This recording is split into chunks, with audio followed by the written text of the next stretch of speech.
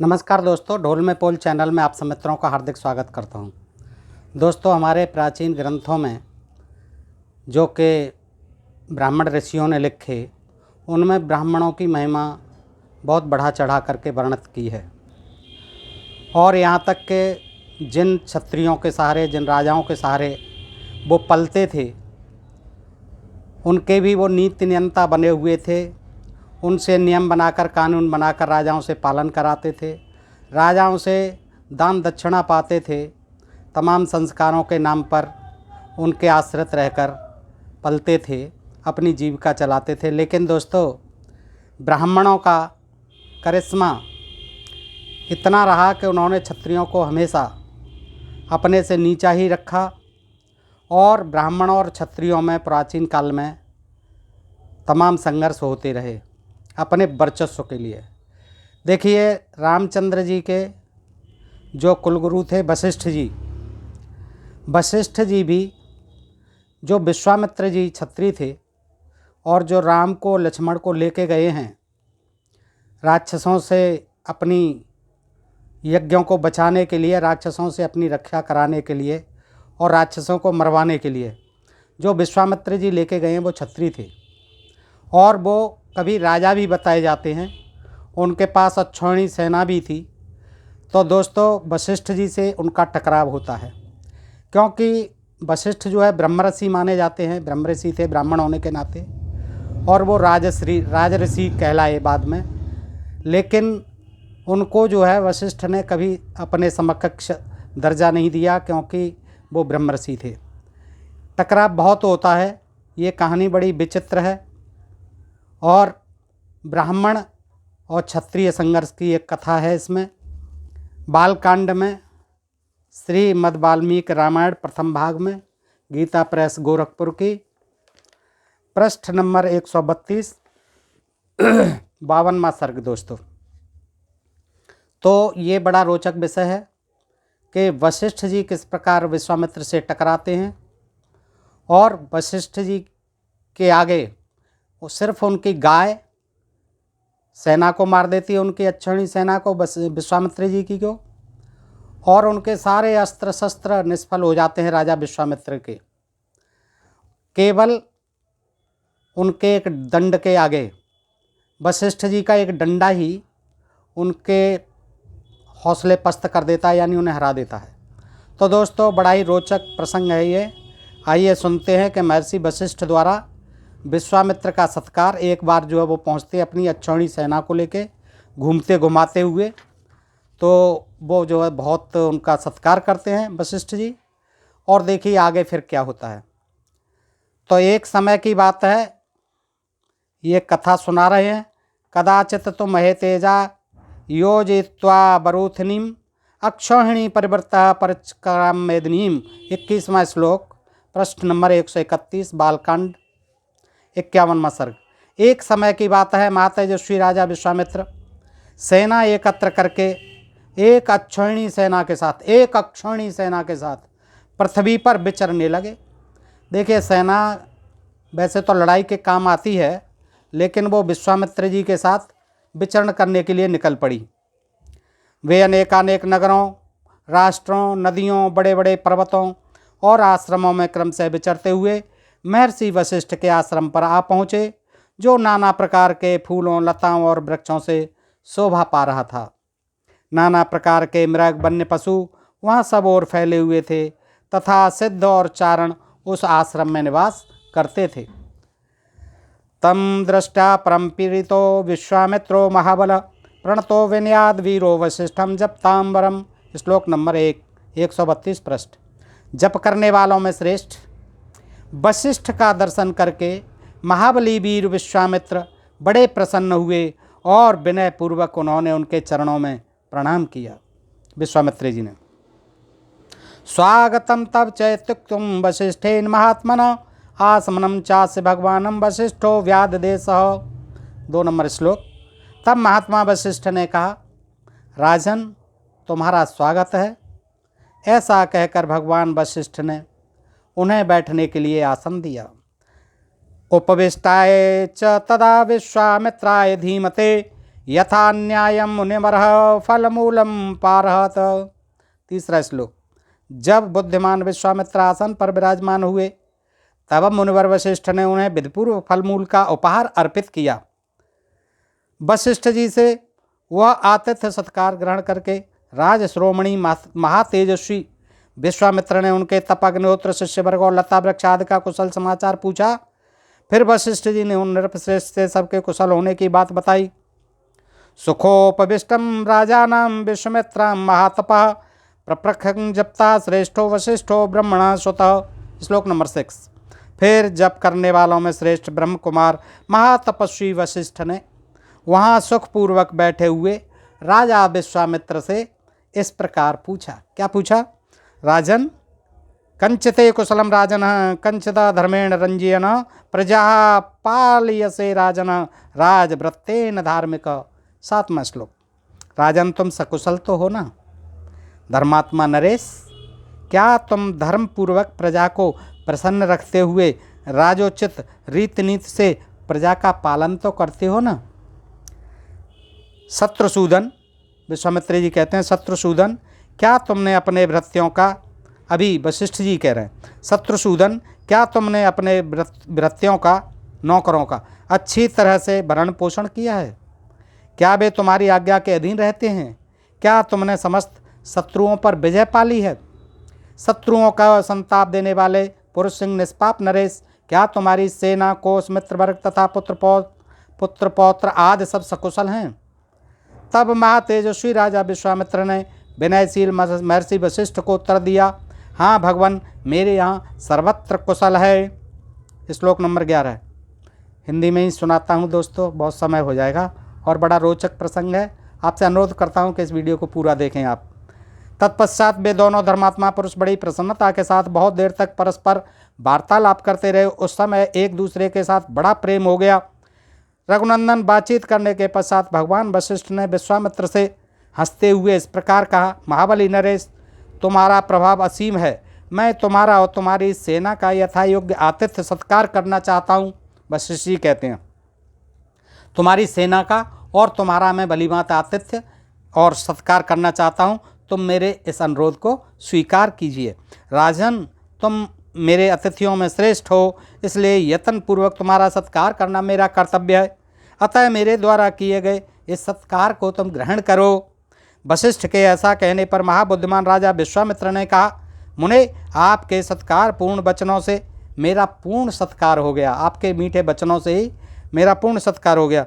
भगवान, आपके आश्रम पर जो विद्यमान है उन फल फूल पाद्य और आचमनी आदि वस्तुओं से मेरा भलीभांत आदर सत्कार हुआ है।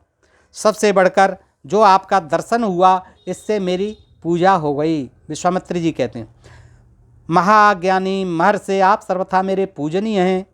जो भी आपने मेरा भलीभांत पूजन, तो भी आप पूजनीय हैं, तो भी आपने भलीभांत मेरा पूजन किया, आपको नमस्कार है। अब मैं यहाँ से जाता हूँ, आप मैत्रीपूर्ण दृष्टि से मेरी ओर देखिए।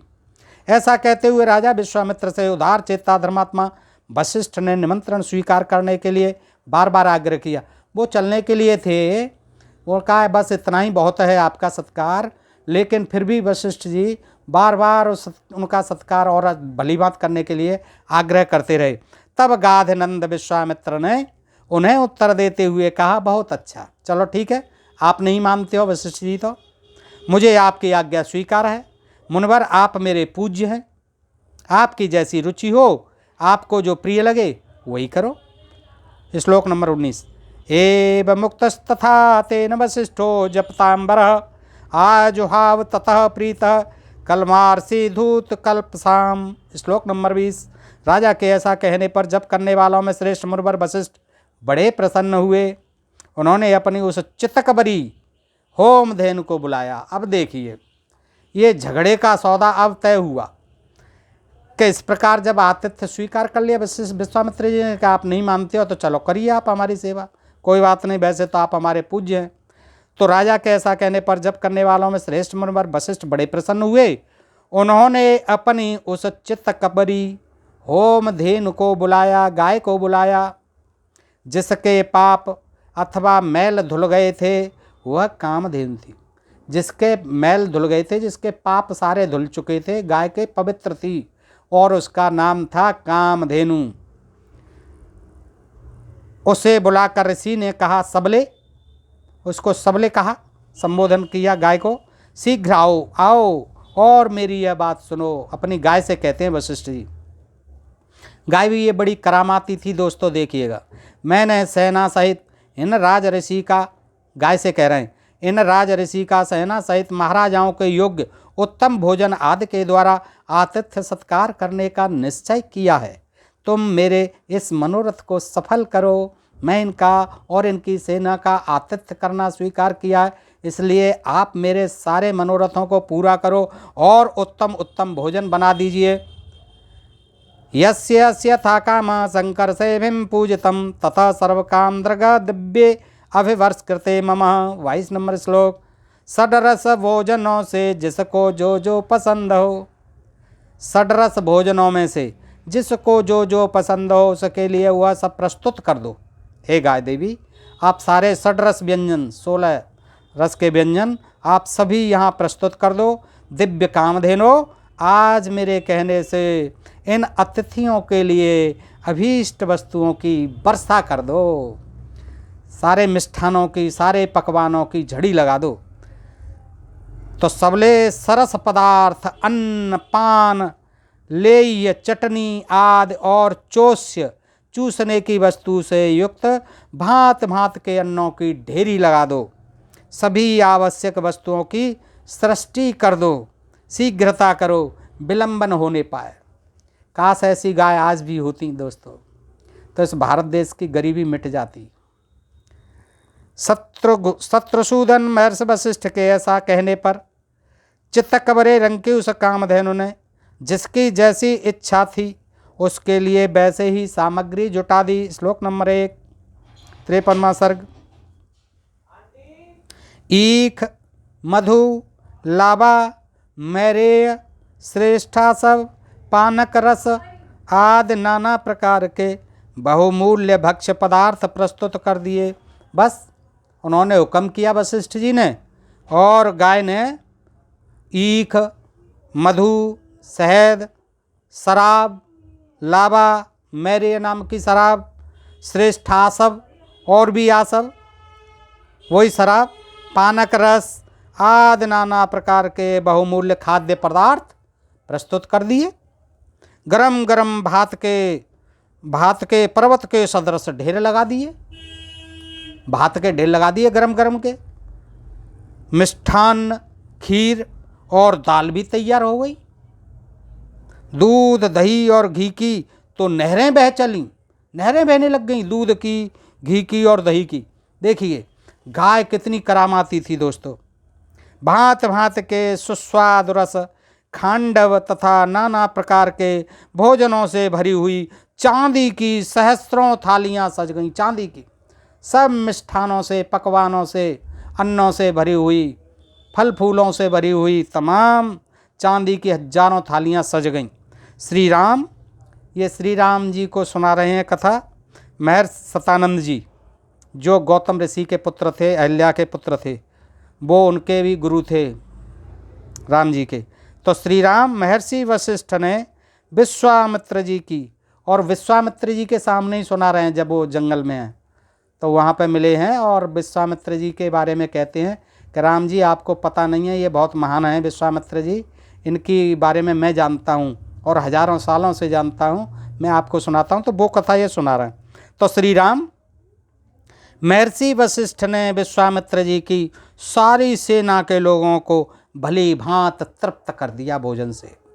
उस सेना में बहुत से हृष्टपुष्ट सैनिक थे। अब सैनिक तो हृष्टपुष्ट ही होते हैं। उन सबको वह दिव्य भोजन पाकर बड़ा ही संतोष हुआ। अब भूखे प्यासे लोगों को तो इतने भोजन मिल जाएं, और वो भी जंगल में, तो संतुष्ट तो हो ही जाएंगे, आनंदित होंगे।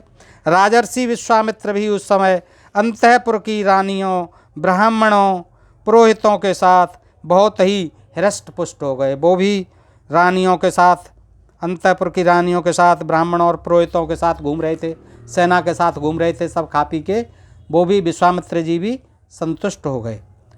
अमात्य, मंत्री और भृत्यों सहित पूजित हो वे बहुत प्रसन्न हुए और वशिष्ठ जी से इस प्रकार बोले। अब क्या बोले? खा पी करके सेना सहित, मंत्रियों सहित, ब्राह्मणों सहित, पत्नियों सहित, रानियों सहित सब खा पी के अब वशिष्ठ जी से क्या कहते हैं देखिए।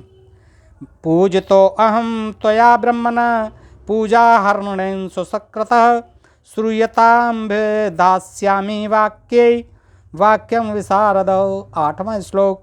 ब्रह्मन, आप स्वयं मेरे पूजनीय हैं, तो भी आपने मेरा पूजन किया, भली भांत स्वागत सत्कार भी किया, बातचीत करने में कुशल महर से। अब मैं एक बात कहता हूँ, उसे सुनिए। देखिए क्या कहते हैं। गत्वां सतसहस्रेणं दीयतां सबला मम रत्नम हे भगवन्ने तद रत्नहारी च पार्थिव। 9 नंबर श्लोक। तस्मां मे सबलां देहि ममेशां धर्म तो दुज। भगवान देखिए, ये रहस्य की बात अब आती है। दुविधा में पड़ जाएंगे वशिष्ठ जी कि आप मुझसे 1 लाख गौएं ले लो, लेकिन यह चितकबरी गाय मुझे दे दीजिए। विश्वामित्र जी समझ गए कि इनके पास क्या है। ये सारा जो करिश्मा है इस गाय का है, और इस गाय के रहते हुए इतने मिष्ठान, इतने पकवान, इतने भोजन, इतनी सेना के, अक्षौणी सेना को तृप्त कर दिया। तो ये बहुत करामाती गाय है। अब वो उस पर उनकी जो है नीयत आ जाती है और वो मांगने लग जाते हैं कि इस चित्तकबरी गाय को तो मुझे दे दीजिए, चाहे आप 1 लाख गायें ले लीजिए मुझसे, क्योंकि यह गौ रत्न रूप है। ये तो बड़ी रत्न रूप है, और रत्न लेने का अधिकारी राजा होता है। ब्राह्मणों का, पुजारियों का, संत और महंतों का, इनका क्या काम रत्न धारण करने का, हीरा जवाहरात सोने चांदी का। ये तो राजाओं के पास रहता है ये भंडार।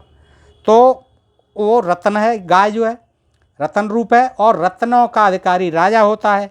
ब्राह्मण, मेरे इस कथन पर ध्यान देकर मुझे सबला गौ दे दीजिए, क्योंकि यह धर्म से मेरी ही वस्तु है, ये आपका इसमें कोई अधिकार नहीं है। विश्वामित्र के ऐसा कहने पर धर्मात्मा मुनिवर भगवान वशिष्ठ राजा को उत्तर देते हुए बोले। क्या बोले? हे शत्रुओं का दमन करने वाले नरेश्वर, मैं 1 लाख या 100 करोड़ अथवा चांदी के ढेर लेकर भी बदले में इस सबला गौ को नहीं दूंगा।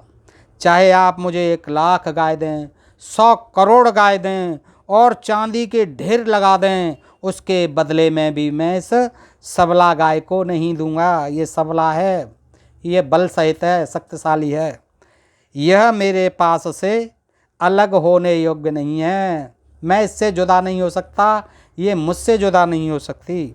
जैसे मनुष्य पुरुष की अच्छा कीर्ति कभी उससे अलग नहीं रह सकती, उसी प्रकार यह सदा मेरे साथ संबंध रखने वाली सबला गौ मुझसे पृथक नहीं रह सकती। मेरा हव्य कव्य और जीवन निर्वाह सब कुछ इसी पर है। बिल्कुल उनकी रोजी रोटी थी वो।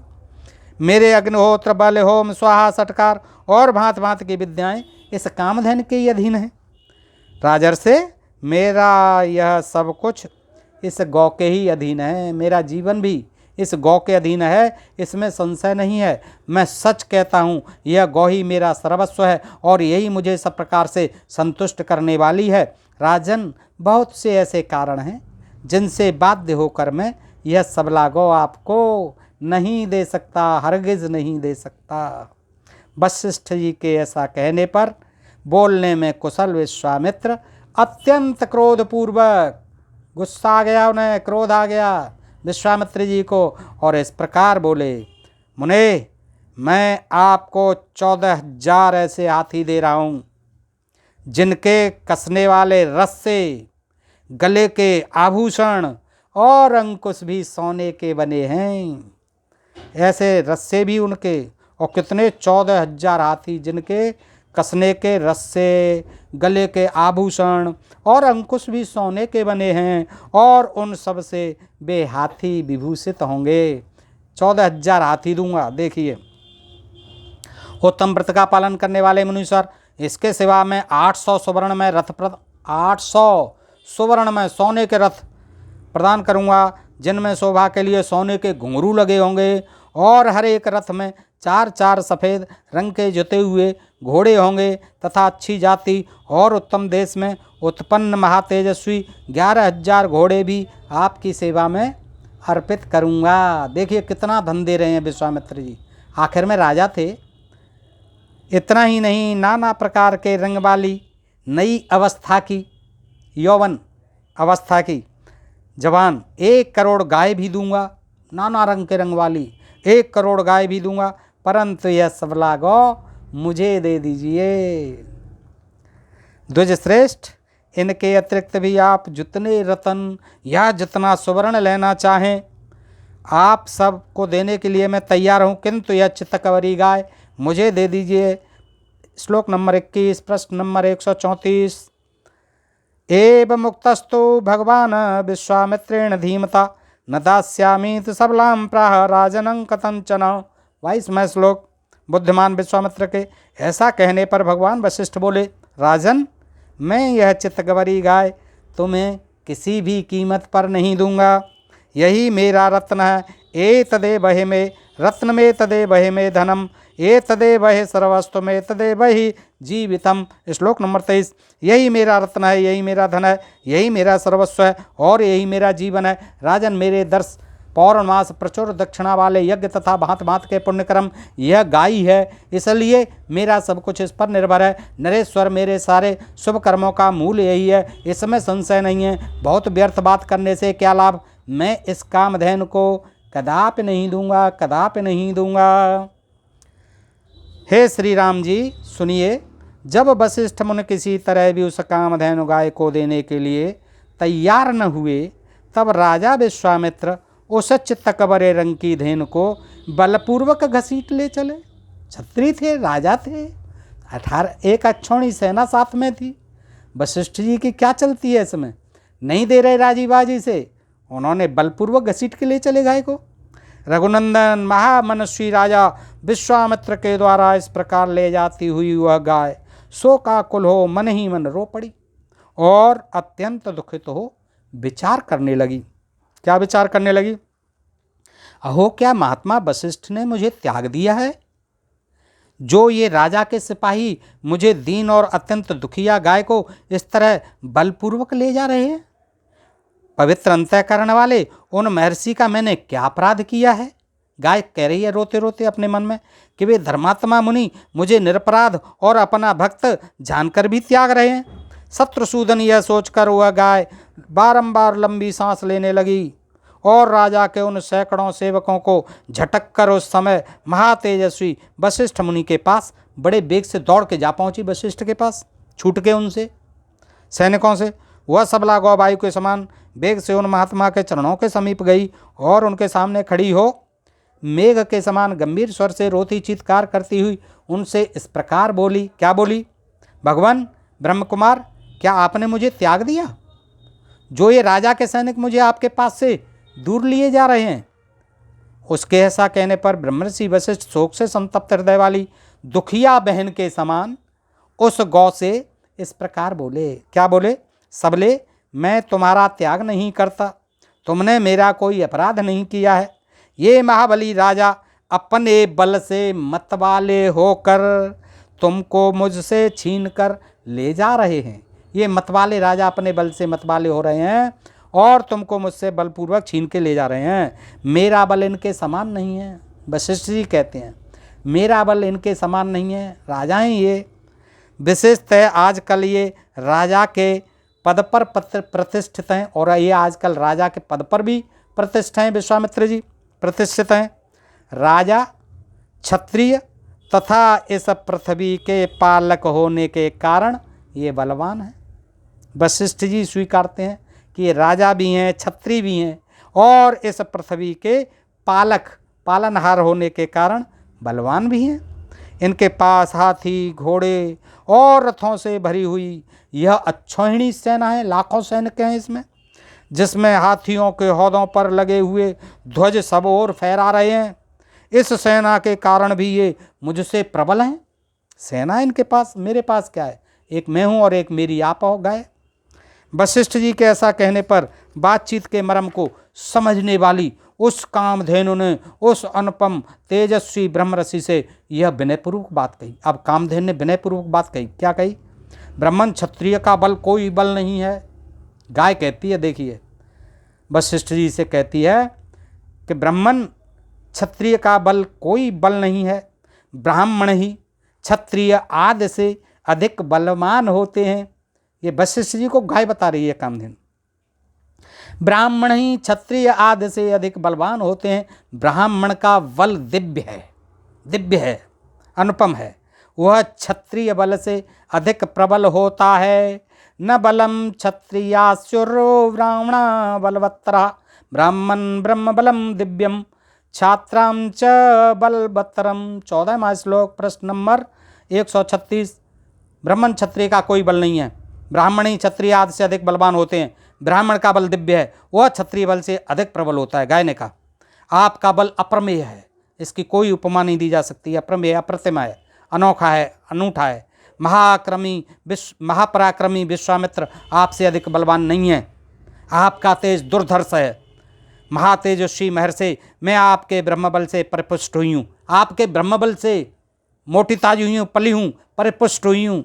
अतः आप केवल मुझे आज्ञा दीजिए, मैं इस दुरात्मा राजा के बल, प्रयत्न और अभिमान को अभी चूर्ण किए देती हूँ। देखिए, उसने कहा कि आप मुझे आज्ञा तो दे के देखिए, मैं आपकी ही गाय हूँ, आपके यहाँ पली हूँ, बड़ी हूँ और हृष्टपुष्ट हुई हूँ आपके तेज से और प्रताप से, आपकी मेहनत से, आपके खाद्यान्नों से। तो वो आप मुझे इजाज़त दीजिए, आज्ञा दीजिए महाराज, देखिए मैं कैसे इसकी सेना को तहस नहस करती हूँ विश्वामित्र की को। तो इतना कह के हे श्री राम जी, कामधेनु के ऐसा कहने पर महायशस्वी वशिष्ठ ने कहा, क्या कहा? इस शत्रु सेना को नष्ट करने वाले सैनिकों की सृष्टि करो। हे गाय, अब तुम इस शत्रु सेना यानी विश्वामित्र की सेना को नष्ट करने के लिए कुछ सैनिक पैदा करो, कुछ सैन्य बल जो है उत्पन्न करो। तस्य तदम वचनम श्रुत्वा सुरभ्य शास्त्रजत तदा तस्याहुंकारो वसृष्टा पल्लवा सत्सो नृप 18। देखिए, यहाँ एक ऐतिहासिक बात आती है दोस्तों, ये बहुत नोट करने की है वाल्मीकि रामायण से, कि राजकुमार उनका वह आदेश सुनकर, सतानंद जी कथा सुनाते हैं बार बार, राम और राजकुमार कहते हैं कि उनका वह आदेश सुनकर उस गौ ने उस समय वैसा ही किया, राजाओं को उत्पन्न किया, क्षत्रियों को उत्पन्न किया। उसके हुंकार करते ही, गाय के हुंकार भरते ही सैकड़ों पल्लव जाति के वीर पैदा हुए। पल्लव, जिनका हमारे यहाँ शासन रहा है, राज रहा है, पल्लव वीर। पल्लव क्षत्रिय थे, तो पल्लव जो है पैदा हो गए। वे सब विश्वामित्र के देखते देखते उनकी सारी सेना का नाश करने लगे। पल्लव वीर आ गए, गाय ने पैदा कर दिए, पता नहीं कैसे पैदा कर दिए, जादू से। और वो पल्लव जो है विश्वामित्र की सेना को देखते देखते नाश करने लगे। इससे राजा विश्वामित्र को बड़ा क्रोध हुआ। वे रोष से आंखें फाड़ फाड़ कर देखने लगे। उन्होंने छोटे बड़े कई तरह के अस्त्रों का प्रयोग करके उन पल्लवों का संहार कर डाला, पल्लव मार डाले विश्वामित्र जी ने। विश्वामित्र द्वारा उन सैकड़ों पल्लवों को पीड़ित एवं नष्ट हुआ देख उस समय सबला गौ ने पुनः यवन मिश्रित यानी यवनों के द्वारा मिश्रण से बने हुए शक जाति के भयंकर वीरों को उत्पन्न किया। ये शक भी क्षत्रिय थे, इनका भी राज रहा है दोस्तों देश में। तो ये शक जो है फिर पैदा हुए, कैसे? यवनों के मिश्रण से। यवन मुसलमानों को कहा जाता है, और यवनों के संक्रमण से, यहाँ के लोगों के मिलने से शक जाति पैदा हुई। तो यवन मिश्रित शक जाति के भयंकर वीरों को उत्पन्न किया। पल्लव हो गए, पल्लव मार दिए विश्वामित्र की सेना ने। अब शक जो है पैदा हुए, जो उसी शक राजा ने जो शक सम्मत चलाया। तो शक जो है इस जाति, उस समय सबलागों ने पुनः यवन मिश्रित शक जाति के भयंकर वीरों को उत्पन्न किया। उन यवन मिश्रित शकों से वहाँ की सारी पृथ्वी भर गई। इतने शक पैदा हो गए, शक राजा जो है कि उनसे पृथ्वी भर गई। ये वीर महापराक्रमी और तेजस्वी थे, पल्लव और शक। उनके शरीर की कांति सुवर्ण तथा केसर के समान थी। वे सुनहरे वस्त्रों से अपने शरीर को ढके हुए थे। इससे ये भी मालूम पड़ता है कि जब शक और पल्लवों का शासन था हमारे देश में, इतिहासज्ञ लोग जानते हैं, ऐतिहासिक लोग जो इतिहास के मर्मज्ञ हैं, इतिहासकार हैं, वो जानते हैं कि शक और पल्लवों का शासन कब था। ये तो लिखी पड़ी बात है, और उसके बाद में ही उसी समय ये वाल्मीकि रामायण लिखी गई है दोस्तों। इससे ये सिद्ध होता है, आप देखें इसको। तो यवन वे वीर महापराक्रमी और तेजस्वी थे। उनके शरीर की कांति सुवर्ण तथा केसर के समान थी। वे सुनहरे वस्त्रों से अपने शरीर को ढके हुए थे। उन्होंने हाथों में तीखे खड़ग और पट्टिस ले रखे थे। प्रज्वलित अग्नि के समान उद्भासित होने वाले उन वीरों ने विश्वामित्र की सारी सेना को भस्म करना आरंभ कर दिया। इन्होंने शकों ने। तब महातेजस्वी विश्वामित्र ने उन पर बहुत से अस्त्र छोड़े। उन अस्त्रों की चोट खाकर वे यवन और काम्बोज और बर्बर जाति के योद्धा व्याकुल उठे। काम्बोज भी थे और ये बर्बर भी थे और यवन भी थे। ये सारे जो है उस सेना में जो कामधेनु ने पैदा किए छत्री, और ये सब विश्वामित्र ने खत्म कर दिए। विश्वामित्र के अस्त्रों से घायल होकर उन्हें व्याकुल हुआ देख वशिष्ठ जी ने फिर आज्ञा दी कामधेनु को कि कामधेनु अब योग बल से दूसरे सैनिकों की सृष्टि करो। योग बल से अब दूसरे सैनिक और तैयार करो। उस गौ ने फिर ओंकार किया। उसके ओंकार से सूर्य के समान तेजस्वी कंबोज उत्पन्न हुए। कंबोज ये भी छत्री थे। उनके थन से शस्त्रधारी बर्बर प्रकट हुए। उस गाय के थनों से बर्बर जाति के योद्धा प्रकट हुए। यौन देश से यवन, यवन कहाँ से? उसके यौन देश से, गाय के यौन देश से यवन पैदा हुए। और शक्र देश यानी गोबर के स्थान से, जहाँ से गोबर करती है, शक्र देश कहते हैं उसे। शक्र देश से शक उत्पन्न हुए। शकों की पहले भी दिखा दी है, फिर दोबारा दिखा रहे हैं कि उनकी उत्पत्ति जो है यवनों की कहाँ से हुई? उस गाय के गोबर के स्थान से शक हुए और योनि देश से यवन पैदा हुए। ये नोट कर लें दोस्तों, यवन जो है कहाँ से पैदा हुए? गाय के योनि क्षेत्र से, और शक जो है पैदा हुए गोबर के स्थान से। ये जो है 136वां पृष्ठ है, और इसमें वाल्मीकि रामायण में बालकांड में दिया हुआ है। इनकी उत्पत्ति जिनको जाननी हो नोट कर लें। और रोमकूपों से मलेच्छ, हारित और किरात प्रकट हुए। किरात वीर होते हैं, जनजाति होती है किरात, और हारित और मलेच्छ ये जो है ये भी रोमकूपों से, जो गाय के जितने रोमकूप थे उनसे ये पैदा हुए। अब इनकी उत्पत्ति भी देख लें, वाल्मीकि रामायण किस तरह बता रही है। तो रघुनंदन उन सब वीरों ने पैदल, हाथी, घोड़े और रथ सहित विश्वामित्र की सारी सेना का तत्काल संहार कर डाला। देखिए, विश्वामित्र की अक्षौहिणी सेना का संहार कर डाला इन वीरों ने। महात्मा वशिष्ठ द्वारा अपनी सेना का संहार हुआ देख विश्वामित्र के 100 पुत्र अत्यंत क्रोध में भर गए। 100 पुत्र थे विश्वामित्र के, वो क्रोध में भर गए। उन्होंने देखा कि ये वशिष्ठ की सेना कहाँ से आ रही है और ये तो हमें मार ही दे रही है। तो वो 100 पुत्र थे, वो क्रोध में भर गए और नाना प्रकार के अस्त्र शस्त्र लेकर जप करने वालों में श्रेष्ठ वशिष्ठ मुनि पर टूट पड़े। 100 पुत्र जो है। तब उन महर्षि ने हुंकार मात्र से उन सब को जलाकर भस्म कर डाला। बस अब उन्होंने हुंकार भर दी वशिष्ठ जी ने 100 पुत्रों के ऊपर, और उनको विश्वामित्र के 100 पुत्रों को हुंकार से ही भस्मसात कर डाला, भस्म कर दिया। महात्मा वशिष्ठ द्वारा विश्वामित्र के सभी पुत्र 2 ही घड़ी में घोड़े, रथ और पैदल सैनिकों सहित जलाकर भस्म कर डाले गए। सब कुछ 100 पुत्र जो है 2 घड़ी में, 2 मिनट में घोड़े, रथ और पैदल सैनिकों सहित जलाकर भस्म कर दिए वशिष्ठ जी ने एक ही ओंकार में। अपने समस्त पुत्रों तथा सारी सेना का विनाश हुआ देख महायशस्वी विश्वामित्र लज्जित हो बड़ी चिंता में पड़ गए। अब चिंता की तो बात ही है, विश्वामित्र का तो खात्मा कर दिया 1 मिनट में। समुद्र के समान उनका सारा वेग शांत हो गया। जिसके दांत तोड़ लिए गए हों उस सर्प के समान तथा राहुग्रस्त सूर्य की भांति वे तत्काल ही निस्तेज हो गए।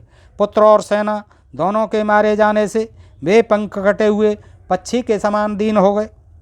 उनका सारा बल और उत्साह नष्ट हो गया। वे मन ही मन बहुत खिन्न हो उठे। उनके एक ही पुत्र बचा था विश्वामित्र का। उसको उन्होंने राजा के पद पर अभिषिक्त करके राज्य की रक्षा के लिए नियुक्त कर दिया, राजा बना दिया, उसे सिंहासन दे दिया और क्षत्रिय धर्म के अनुसार पृथ्वी के पालन की आज्ञा देकर वे वन को चले गए। अब विश्वामित्र जी भी सुन रहे हैं, राम लक्ष्मण भी सुन रहे हैं, और सतानंद महाराज जो सुना रहे हैं विश्वामित्र की कथा। देखिए, तो कहते हैं कि विश्वामित्र जी वन को चले गए, और जब वो सामने खड़े हुए, पुरानी बात बता रहे हैं कभी की। तो हिमालय के पार्श्व भाग में जो किन्नरों और नागों से सेवित प्रदेश है, वहाँ जाकर महादेव की प्रसन्नता के लिए अब उन्होंने कहा छोड़ो सब झंझट। राजा को अपने पुत्र को राज एक बचा था, 101 में से एक बचा था, उसको राजपाट सौंप करके हिमालय पहाड़ में चले गए तपस्या करने को, शिव जी को प्रसन्न करूँगा अब। तो कुछ काल के पश्चात वरदायक देवेश्वर भगवान वृषभध्वज शिव ने महामुनि विश्वामित्र को दर्शन दिया, प्रसन्न हो गए शिव जी और आ गए दर्शन देने। राजन, किस लिए तप करते हो, बताओ क्या कहना चाहते हो, मैं तुम्हें वर देने के लिए आया हूँ, तुम्हें जो वर पाना अभीष्ट हो उसे कहो। महादेव जी के ऐसा कहने पर महातपस्वी विश्वामित्र ने उन्हें प्रणाम करके इस प्रकार कहा। क्या कहा? निष्पाप महादेव, यदि आप संतुष्ट हों तो अंग उपांग उपनिषद और रहस्यों सहित धनुर्वेद मुझे प्राप्त कीजिए। धनुर्वेद दे दो, अंग उपांग वेदांग और उपनिषद सब कुछ दे दो। अनक देवताओं, दानवों, महर्षियों, गंधर्वों, यक्षों तथा राक्षसों के पास जो जो अस्त्र हों, वे सब आपकी कृपा से मेरे हृदय में स्फुरित हो जाएं। सारे अस्त्र शस्त्र आ जाएं जितने भी हैं देवी देवताओं। देव देवी, मेरा यही मनोरथ है जो मुझे प्राप्त होना चाहिए। तब एवं मस्तु कहकर देवेश्वर भगवान शंकर वहाँ से चले गए। देवेश्वर महादेव से वे अस्त्र पाकर महाबली विश्वामित्र को बड़ा घमंड हो गया। सारे अस्त्र शस्त्र का जखीरा इकट्ठा कर लाए वहाँ से शंकर जी से। अब उनको घमंड तो होना ही था, वे अभिमान में भर गए, आखिर तो क्षत्रिय थे। जैसे पूर्णिमा को समुद्र बढ़ने लगता है, उस प्रकार वे पराक्रम द्वारा अपने को बहुत बढ़ा चढ़ा मानने लगे। श्री राम, उन्होंने मुनिवर श्रेष्ठ वशिष्ठ को उस समय मरा हुआ ही समझ लिया उन्होंने तो वशिष्ठ को। फिर तो वे पृथ्वी पर विश्वामित्र वशिष्ठ के आश्रम पर जाकर भांत भांत के अस्त्रों का प्रयोग करने लगे। फिर लड़ाई करने के लिए पहुंच गए बताओ, क्योंकि अस्त्र शस्त्रों का परीक्षण भी उन्हें करना था, तो क्यों ना वशिष्ठ जी के ही साथ किया जाए। तो जिसके तेज से वह सारा तपोवन दग्ध होने लगा, उनका जो आश्रम वगैरह था सब जलने लगा, उनके इतने हथियार छोड़ दिए वहाँ जाके। वशिष्ठ जी के जो शिष्य थे, जो वहाँ के पशु और पक्षी थे, वे सहस्त्रों प्राणी भयभीत हो नाना दिशाओं को भाग गए। महात्मा वशिष्ठ का वो आश्रम सूना हो गया, सारे में भगदड़ मच गई, सारे भाग गए छोड़ के आश्रम को वशिष्ठ के चेले चपाटे। दो ही घड़ी में ऊसर भूमि के समान उस स्थान पर सन्नाटा छा गया, वीराना छा गया। वशिष्ठ जी बार बार कहने लगे, डरो मत, अपने लोगों को, अपने शिष्यों को, सबको साहस बना रहे हैं, डरो मत, मैं अभी इस गाद पुत्र को नष्ट किए देता हूँ। जब 100 कर दिए तो मेरे लिए क्या है, एक ओंकार भरूंगा, ये भी खत्म हो जाएगा। ठीक उसी तरह जैसे सूर्य कुहासे को मिटा देता है, जपने वालों में श्रेष्ठ महातेजस्वी वशिष्ठ ऐसा कहकर उस समय विश्वामित्र जी से रोषपूर्वक बोले। क्या बोले? अरे, तूने चिरकाल से पाले पोसे तथा हरे भरे किए हुए इस आश्रम को नष्ट कर दिया, उजाड़ डाला, इसलिए तू दुराचारी और विवेक शून्य है, और इस पे पाप के कारण तू कुशल से नहीं रह सकता, चैन से नहीं रह सकता। तेने सारा हरी भरी सारी यहाँ की हरियाली उजाड़ दी। ऐसा कहकर वे अत्यंत क्रुद्ध हो धूम्र रहित कालाग्नि के समान उद्दीप्त हो उठे वशिष्ठ जी, और दूसरे यमदंड के समान भयंकर डंडा हाथ में उठाकर तुरंत उनका सामना करने के लिए तैयार हो गए। अब ओंकार नहीं भर रहे हैं, अब उन्हें डंडा मिल गया, अपना डंडा उठा लिया और विश्वामित्र का सामना करने के लिए तैयार हो गए। वशिष्ठ जी के ऐसा कहने पर महाबली विश्वामित्र आग्नेयास्त्र लेकर बोले, अरे खड़ा रहे वशिष्ठ। उस समय द्वितीय कालदंड के समान ब्रह्मदंड को उठाकर, आप ब्रह्मदंड ही कहेंगे उसको, ब्रह्मा जी का वो उसका वशिष्ठ जी के डंडे को ब्रह्मदंड उठाया, और भगवान वशिष्ठ ने क्रोधपूर्वक इस प्रकार कहा। क्या कहा? क्षत्रिय अधम ले, यह मैं खड़ा हूँ, तेरे पास जो बल हो उसे दिखा। गादपुत्र, आज तेरे अस्त्र शस्त्रों के ज्ञान का घमंड मैं अभी धूल में मिला दूंगा। क्षत्रिय कुल कलंक, विश्वामित्र जी से कहते हैं, क्षत्रिय कुल कलंक, कहाँ तेरा क्षात्र बल यानी क्षत्रिय बल, और कहाँ महान ब्रह्मबल। मेरे दिव्य ब्रह्मबल को अब तू देख। गादपुत्र विश्वामित्र का वह उत्तम एवं भयंकर आग्नेयास्त्र वशिष्ठ जी के ब्रह्मदंड से उसी प्रकार शांत हो गया जैसे पानी पड़ने से जलती हुई आग का वेग। तो जो छोड़ा था उन्होंने अग्नियास्त्र अपना, वो उनके दंड के सामने फीका पड़ गया, शांत हो गया। जपने वालों में श्रेष्ठ महर्षि वशिष्ठ, इतने अस्त्रों का प्रहार हुआ, एक अद्भुत सी घटना थी, परंतु ब्रह्मा के पुत्र वशिष्ठ जी ने उन पर हजारों धर्म चक्र, काल चक्र, विष्णु चक्र, सारे चक्र चला दिए उन्होंने। बहुत अनेकानेक अस्त्रों का प्रयोग किया विश्वामित्र जी ने, लेकिन सब नष्ट कर दिए। श्रेष्ठ महर्षि वशिष्ठ पर इतने अस्त्रों का प्रहार, वह एक अद्भुत सी घटना थी, परंतु ब्रह्मा के पुत्र वशिष्ठ जी ने, ब्रह्मा के पुत्र थे आखिर में, और सभी अस्त्रों को केवल अपने डंडे से ही नष्ट कर दिया। उन सब अस्त्रों के शांत हो जाने पर गाधनंदन विश्वामित्र ने ब्रह्मास्त्र का प्रयोग किया। अब ब्रह्मास्त्र का प्रयोग विश्वामित्र ने किया। ब्रह्मास्त्र को उद्यत देख अग्नि आदि देवता, देवर्षि, गंधर्व और बड़े बड़े नाग भी दहल गए। ब्रह्मास्त्र के ऊपर उठते ही तीनों लोकों के प्राणी थर्रा उठे। ब्रह्मास्त्र बहुत बड़ी कोई मिसाइल थी उस समय की, जो वहाँ से शिव जी से लाए थे मांगे। तो ब्रह्मास्त्र जैसे ही उन्होंने छोड़ा ऊपर की ओर, सारे कांपने लगे। पृथ्वी, देवता, देवर्षि, गंधर्व, बड़े बड़े नाग, सांप, सब कांपने लगे। राघव वशिष्ठ जी ने अपने ब्रह्म तेज के प्रभाव से उस ब्रह्म तेज के, ब्राह्मणों का तो तेज ही अपार होता है, अथाह होता है, असीम होता है, जिसकी कोई पारे नहीं है। तो उन्होंने क्या किया, छोड़ लो तुम ब्रह्मास्त्र कितनी शास्त्र, उनके ब्रह्म तेज के प्रभाव से उस महाभयंकर ब्रह्मास्त्र को भी ब्रह्मदंड के द्वारा ही शांत कर दिया। अरे उनका तो दंडा ही करामाती था, आखिर ब्रह्मदंड था, और सारे ब्रह्मास्त्र, अग्नास्त्र सब कुछ फेल कर दिया डंडे ने। उस ब्रह्मास्त्र को शांत करते समय महात्मा वशिष्ठ का वह रौद्र रूप तीनों लोगों को मोह में डालने वाला और अत्यंत भयंकर जान पड़ता था। इतना भयंकर रूप हो गया वशिष्ठ जी का, तीनों लोग डर रहे थे उसे देख के। महात्मा वशिष्ठ के समस्त रोमकूपों से किरणों की भांति धूमयुक्त आग की लपटें निकलने लगी। ओ महात्मा वशिष्ठ के हर एक रोम से किरणों की भांति धूमयुक्त, धुएं से युक्त आग की लपटें निकलने लगी। इतना क्रोध आ गया। वशिष्ठ जी के हाथ में उठा हुआ द्वितीय दंड के समान वह दंड धूम रहित कालाग्नि के समान प्रज्वलित हो रहा था। वो भी जल रहा था डंडा, जो है धूम केतु की तरह धूम रहित। उसे समस्त मुनिगण, मंत्र जपने वालों में श्रेष्ठ वशिष्ठ मुनि की स्तुति करते हुए बोले। सारे देवता डर गए, और सारे देवता फिर उनकी स्तुति करते हुए बोले, ब्रह्मन आपका बल अमोघ है, आप अपने तेज को अपनी ही शक्ति से समेट लीजिए। अरे ऐसा मत कीजिए, ऐसा अनर्थ मत कीजिए, विश्वामित्र जी के ऊपर जो है मन चलाइए, इस दंड को आप जो समेटिए, इसको अपने तेज को, अपनी शक्ति को। सारे देवता घबरा करके विनय पूजा करने, याचना करने लगे। महाबली विश्वामित्र आपसे पराजित हो गए, घोषणा कर दी देवताओं ने, महाबली विश्वामित्र आपसे पराजित हो गए, आपके डंडे से पराजित हो गए। मुनिश्रेष्ठ आपका बल अमोघ है, अब आप शांत हो जाइए, जिससे लोगों की व्यथा दूर हो, सब खुश हो जाएं। आप इतना क्रोध करेंगे, ऐसे कैसे काम चलेगा। महर्षियों के वो हार गए, उन्होंने हार मान ली अपनी, अब आप जीत गए। महर्षियों के ऐसा कहने पर महातेजस्वी महाबली वशिष्ठ जी शांत हो गए। जब उन्होंने कहा कि महर्षि भी ऐसा कह रहे हैं, तो चलिए मान लेता हूँ। और पराजित विश्वामित्र लंबी सांस खींच कर यूँ बोले, उस डंडे से ही हार गए। और लंबी लंबी सांस खींच करके विश्वामित्र जी क्या बोले, क्षत्रिय बल को धिक्कार है, धिगम बलम क्षत्रिय बलम ब्रह्म तेजो बलम बलम, धिकम बलम क्षत्रिय बलम ब्रह्म तेजो बलम बलम, एकेन ब्रह्मदंडेन सर्वस्त्राण हतान में। श्लोक नंबर 23, प्रश्न नंबर 139। क्षत्रिय के बल को धिक्कार है। विश्वामित्र जी अपने आप को धिक्कार रहे हैं। क्षत्रिय बल को धिक्कार है।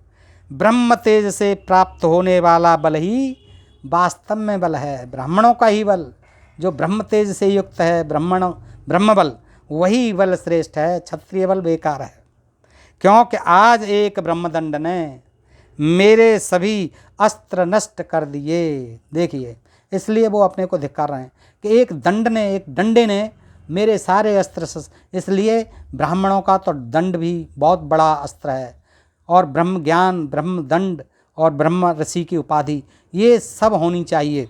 इस प्रकार वो धिक्कार रहे हैं अपने आप को। इस घटना को प्रत्यक्ष देखकर अब मैं अपने मन और इंद्रियों को निर्मल करके उस महान तप का अनुष्ठान करूँगा। संकल्प लेते हैं, उस महान तप का अनुष्ठान करूँगा जो मेरे लिए ब्राह्मणत्व की प्राप्ति का कारण होगा। मैं भी ऐसा तप करूँगा, ऐसा अनुष्ठान करूँगा कि मैं भी ब्रह्मऋषि बन जाऊं, मेरे अंदर भी ब्राह्मणत्व आ जाए।